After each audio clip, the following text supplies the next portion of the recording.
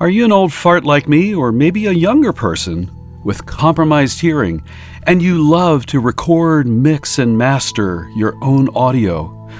Are we doomed to a life of despair? Are we doomed to an existence of sadness and sorrow? I say no. There are several techniques that we can use to allow us to continue to do the thing that we love. Let me talk to you about a few. My first recommendation is to have your hearing tested by an audiologist so that you know what you're dealing with. I've had this done a few times, and I know a few things about my hearing. One is it begins to roll off at 10 kilohertz. Remember, I'm an old guy, right? And really by 12 kilohertz or so, the roll-off is so severe, for all intents and purposes, I really can't hear much above 12 kilohertz. Now you might be thinking, whoa, that's a big loss. 12 to 20K, right? The upper limit of human hearing. But the reality is that's really just less than a full octave. 10K to 20K is one octave of audio. Right? It's just way, way up there. Once I started thinking about it that way, I realized, I can probably deal with this, because musical instruments typically do not have pitch fundamentals anywhere near above 10 kilohertz. What I'm missing the ability to hear are really the upper harmonics of some instruments.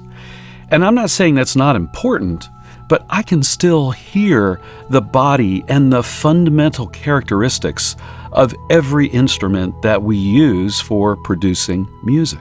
All right, like me, you've figured out what your deficits are. The next step in setting up your studio is to make sure that you're not doing further damage to your hearing. So my recommendation is turn it down in the studio. I have a sound pressure level meter, and it's a very important tool for me. I try to ensure that in my studio, as I'm monitoring music that I'm mixing or mastering, I try to ensure that I keep the sound pressure level between 70 and 75 decibels. That way I know I'm not doing any further damage to my hearing. Do I ever turn it up louder? Well, yes. If I need to hear some details that I can't hear at the lower level, I'll turn it up for a minute or two, listen to the detail, make adjustments, and then turn it back down. So keep things mellow from a volume perspective in your studio. The third thing I would suggest is to try to set up your studio so that you have multiple ways to monitor your music. So in my studio, I have two pairs of studio monitors. I have my main monitors, which are Atom Audio monitors, and I selected those because they're a little hyped in the high frequencies, which is good for me. But then I also have some small Aventone, what I call crap speakers, right, that are just really mid-ranged focused. They allow me to focus on the body of the music without really being distracted by extreme low end or extreme high end that I can't hear anyway.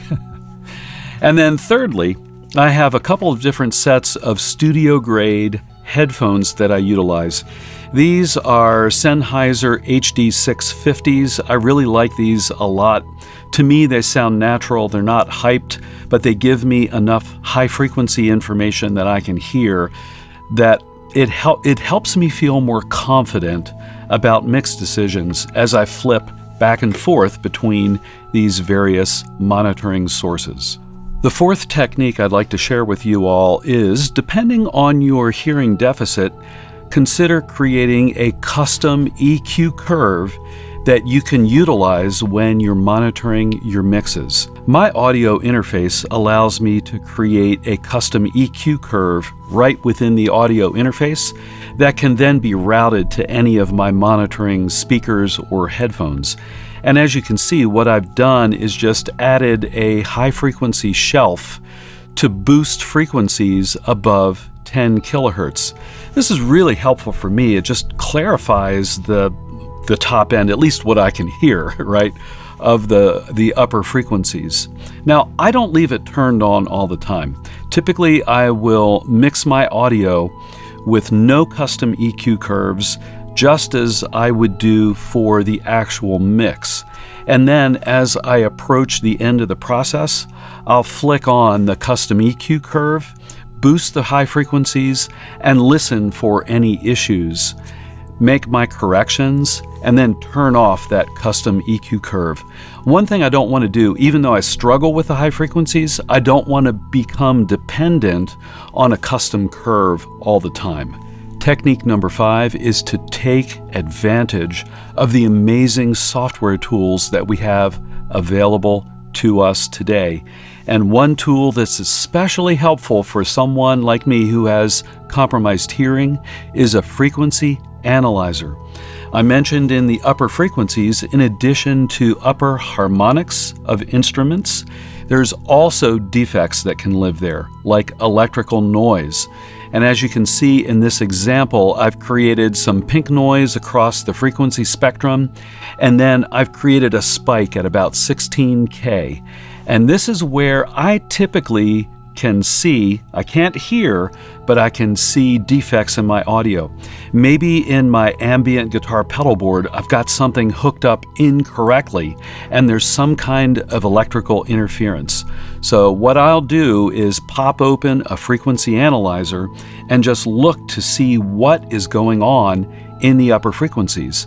If I see a spike, or maybe multiple spikes way up there, I'll know that likely something is wrong. I can take apart the connections, kind of try to figure out what's going on until I can reduce or eliminate those high frequency spikes.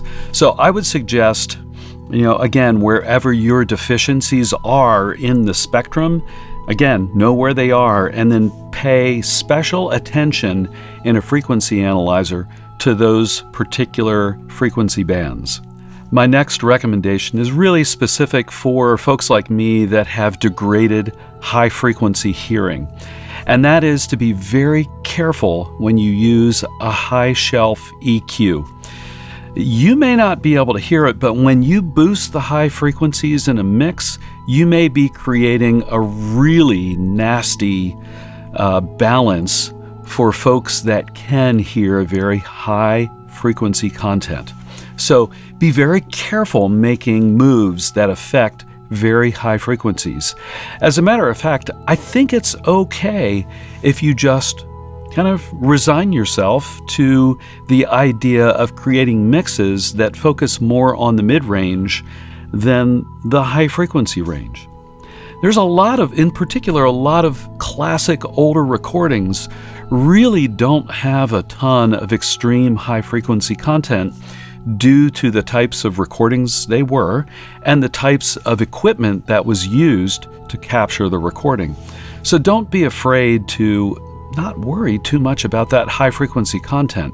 It'll be okay. And my last recommendation is to befriend people with really good hearing. Let me give you an example. I've got a bunch of kids. My second son is a musician, and he has still very good hearing. So occasionally, I will reach out to him and say, "Hey, dude, I got this mix here. I'm not sure what it sounds like. Could you listen to the high frequencies and let me know what you hear?" And he'll give me some really good feedback. My youngest daughter still has excellent hearing, and while she's a very artistic person, music as an art form is not one of her things. She's a casual listener of music. But a lot of times what I'll do is run a piece of music by her and I'll say, "So what does it sound like?" And I won't even ask her about frequencies or anything like that. I'm just interested to see how she reacts to the music. And more than once, she said, "Dad, it sounds pretty good, but there's like this squeal going on in the music." And I'm like, "Oh, I got a high frequency issue." And then I'll go back in the frequency analyzer and it's like, "Oh, right, there's that spike there. Let me deal with that." And then I'll fix it and run it back by her and she'll say, "Ooh, that sounds a lot better." So don't hole up in your studio in the basement and never talk to people. Make some friends. Stay on good terms with your family members that can hear well, and use their services to help you make sure your mixes sound good. So I'm really interested to hear about your hearing journeys.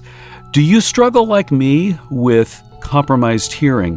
What tips and techniques do you have for this amazing community of people to help all of us improve our audio recording, mixing, and mastering in spite of hearing loss?